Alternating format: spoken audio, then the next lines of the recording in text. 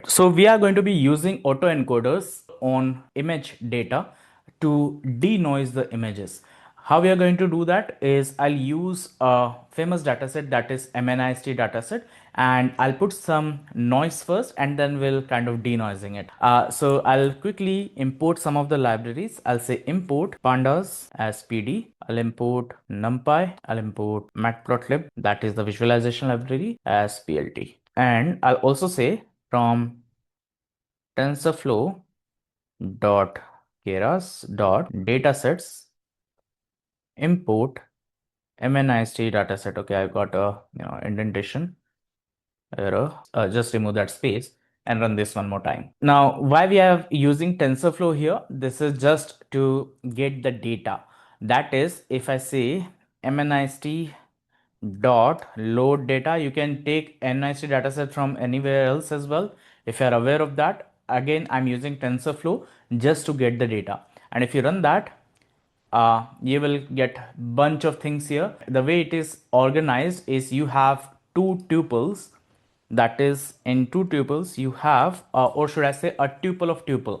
So one tuple is about the training set, so this is x train comma y train, and the next tuple is x test comma y. So I'll say plt dot show, for example, take x train just to visualize the image, and just take any index. For example, you can take the index number 10 and you run that.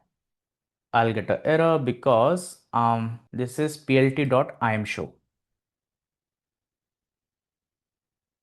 Okay, so you can see you are getting this kind of this image here, right? And you can just pass in any other index number. For example, you can pass in 100 and that is going to give you image at that particular index. You can also get the label here, for example, as well. So if I say y train here and pass in that particular index number, that is 100, I believe.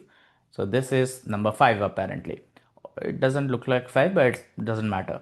But you can put any other number again to perhaps this surely is 7. So if I run that, the label, yeah, it is 7. Okay, so you can see I have gotten x train, y train, and x test as y test. Similarly, you can put here x test as well to just display the images. Again, display of the images and all that, we have already taken care of that in our other sessions. For now, I'll start with normalizing the images. So x train equal to x train divided by 255. I'll say x test equal to x test divided by 255. All right, then I'll say basic auto encoder. All right, so I'll say import torch dot well, never mind, from torch import nn.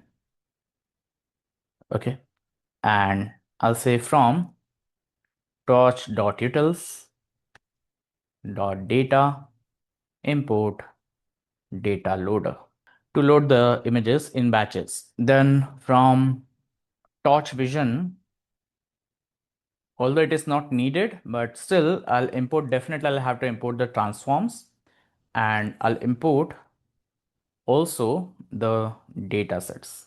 So this is importing the Torch library, which provides the support for tensor computation and automatic differentiation in tensors. And this one, it is importing the module, that is NN module from PyTorch, which provides the classes for building neural network. Then we are importing the data loader, which is used to load the data in batches, shuffle the data, parallelize the process, and then we are also importing the transform, that is going to transform the data set as per our requirement. So that allows for data pre-processing and augmentation. What I'm going to do also is I'll set the device here. So you can say device is equal to torch.device. Again, if you're using CUDA, you can do that over here if available. So torch dot CUDA dot is available, else let's say CPU. It defines the device on which the computation will be performed. So if a GPU with CUDA support is available, it will use CUDA, otherwise it will default to the CPU. Uh, Also, I'll load the MNIST dataset. So the way we are going to be doing this is this. I'll say train data is equal to data sets dot MNIST. I'll say root equal to dot forward slash data and train equal to true. Also, I'll put download equal to true. So again, I'm using PyTorch MNIST dataset instead of this. So this is good for displaying purpose, but I'm using PyTorch dataset only, right? So that, it becomes rather in line with everything that we are doing.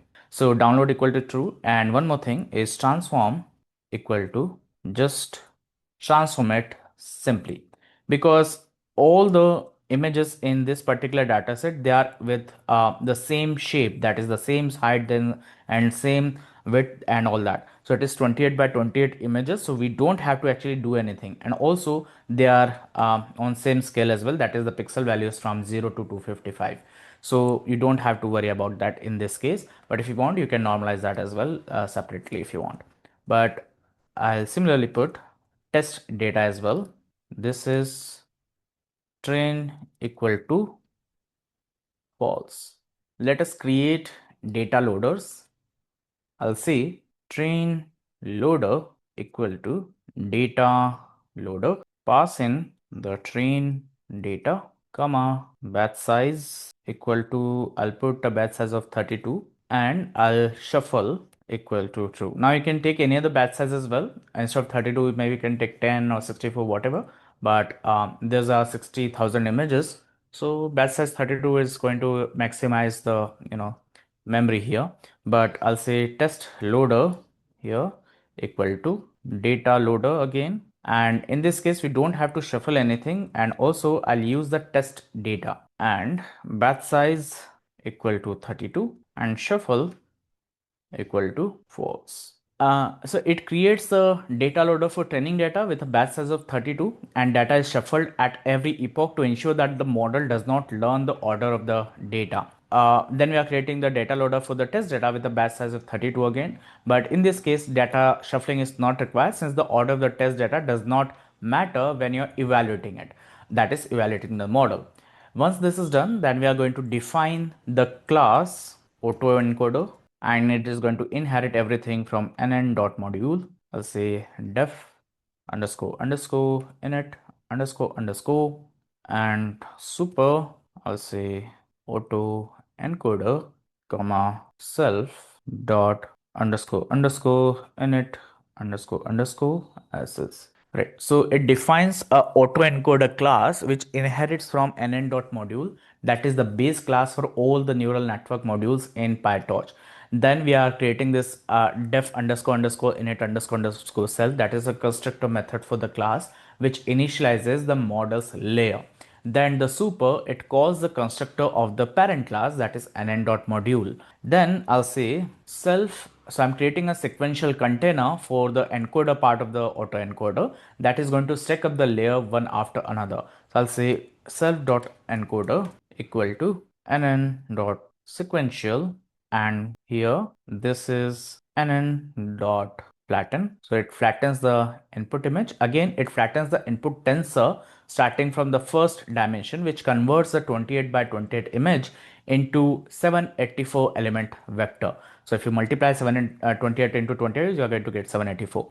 So we are flattening out the image input and then I'm saying nn.linear is going to take 784 obviously at the input layer.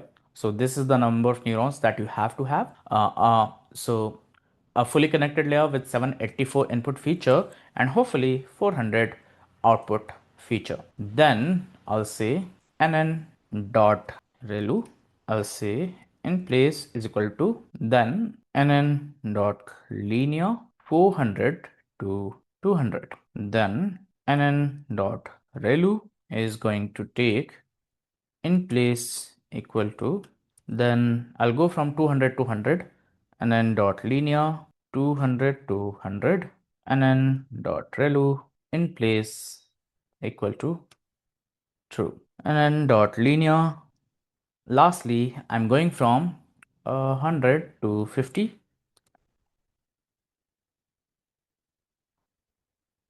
And maybe I'll just take one more, right? So 50, then nn dot relu again in place equal to true, because 50 is not enough. I'll have to again further tone down.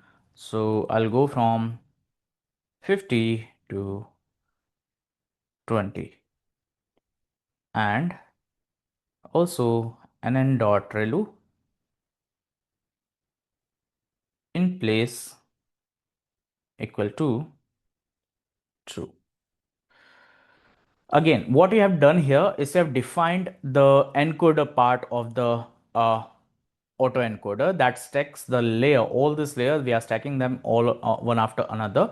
And then we have here flattened out the image that is converting from 28 by 28 image into a 784 element vector. Then a fully connected layer with 784 input features and 400 output feature. Then it applies the ReLU activation function to introduce the nonlinearity. In place equal to true, it modifies the input directly without allocating any new memory. Then we are going from similarly from 200 to 100, then 100 to 50, then 50 to 20. That's how it's going to work. Then I'll say here self dot decoder equal to nn dot sequential. Here I'll say nn dot linear, pass in 25 to 50, nn dot relu here is in place equal to, and nn dot linear is going to be uh, 50 by 100. So the way I'm doing this is I'm going now in opposite direction. Sorry, it is 25. Is that so? Okay, let us put 25 here. So we are going from 25, and in decoder pi, I'm going back to 25 to 50, 50 to 100. Then I'll go from 100 to 200, 200 to 400, 400 to 784. That is how the encoder is being made, or that is the architecture of the and autoencoders. So 100, and then again relu in place equal to true, comma. And what I'll do is, I'll just copy this thing so that I can just paste it again and again instead of typing this. So I'll say nn dot linear here is we are going from 100 to 200.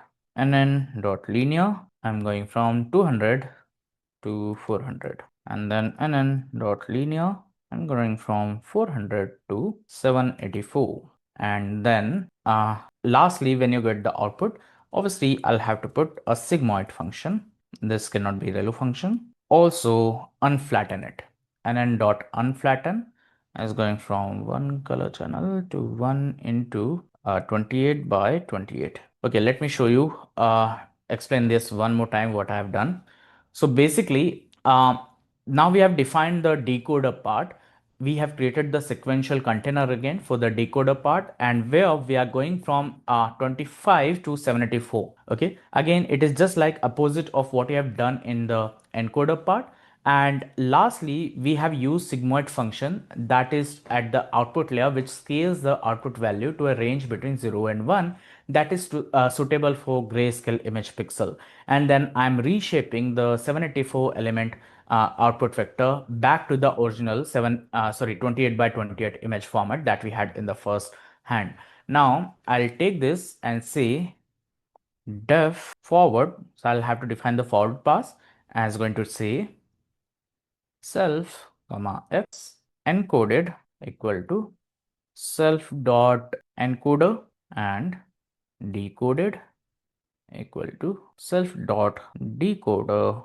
Sorry, in this case we have to pass in the encoded, and lastly I'll return the decoded part. So again I'm using both the things here. Let me run this one final time, and after that I'll create the model instance. So once you have defined this model, let me create the instance of this model here. I'll say model or autoencoder model, doesn't matter. You say auto encoder dot to then the device that we are using. By the way, the device that we are using as of now, I think it is CPU, unless I have changed this to GPU. Yeah, it is CPU. Again, CPU is going to be very, very, slow, and that is why we'll have to use the GPU. Now what we have to do is we have to create the criterion here. I'll say criterion equal to nn dot bce loss. Great. And this is again binary cross entropy loss for image construction, and it's binary cross entropy because the autoencoder does not really care how many distinct type of number there are. So it does not really care that there are 10 classes for the number. All the autoencoder cares about is the image that I'm producing at the output is going to match the image that was originally put into the input. So that is why it's just a sigmoid and the binary cross entropy. So I'll say optimizer equal to torch.optim.sgd, pass in the model dot parameters, and learning rate. You can put any learning rate here. I will just put 0.01, and then I'll train the model. Number of epochs is obviously something that I'll have to define. I'll put simply as 10 in this case, and I'll say that for every epoch in range number of epoch, here you have to do following. For every I comma images underscore in enumerate train loader, I'll get the images to device, because if it is on CPU, then you'll have to put that to GPU. So if you are using the GPU, then I'll have to transfer that. So I'll take those images and say to the device. All right. Then I'll make it through the forward pass, that is outputs equal to model. Inside that we have the images. I'll say loss equal to criterion. You have to pass in two things. One is the one that you have predicted, that is the outputs, and the images themselves to calculate the losses. And then the back propagation step, that is the usual one, that is the optimizer zero grad and loss dot backward, then optimizer dot step, and I'll say if I plus 1. Why I plus 1? Because I want to print the result after every for example 100 epoch, after every 100 batch. So I'll say I plus 1 percent 100. Whenever this is 0, I'll say print f literal epoch, and that is going to be epoch plus 1 divided by number of epochs, and that's going to be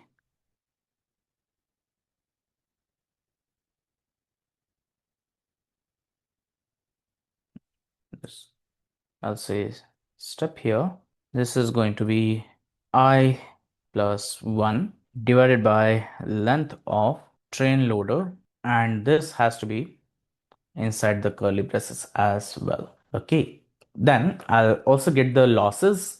For that, I'll put here, I'll say loss dot step here, not step, rather loss dot item, this to be 0.4f. Okay, then I'll say that with torch dot no grad, I want to get the test images. So this context manager tells PyTorch not to compute for store gradient, basically, that is with dot no grad. So since we are testing the model, not training it, we don't need to, we don't have to have the gradients, which saves the memory and computation. So I'll say next test images rather is equal to next iteration of the test loader and 0.2 and device. All right, and say reconstructed equal to model and test images. Okay, So again, what we are doing here is we are retrieving the first batch of the data from the test loader. Then this zero basically selects only the image from the batch and ignores the label. Then this two dot device, obviously it is going to move to the specific device, whether it's a GPU or CPU, whatever you have chosen. Then reconstructed images means it passes the test images through the autoencoder model. The model generates the reconstructed images, which are the output of the decoder after the images. After the images have been basically encoded and decoded. Then what I'm going to do is I'm going to basically plot the reconstructed image. Let me show you how to do that. So this is for visualization.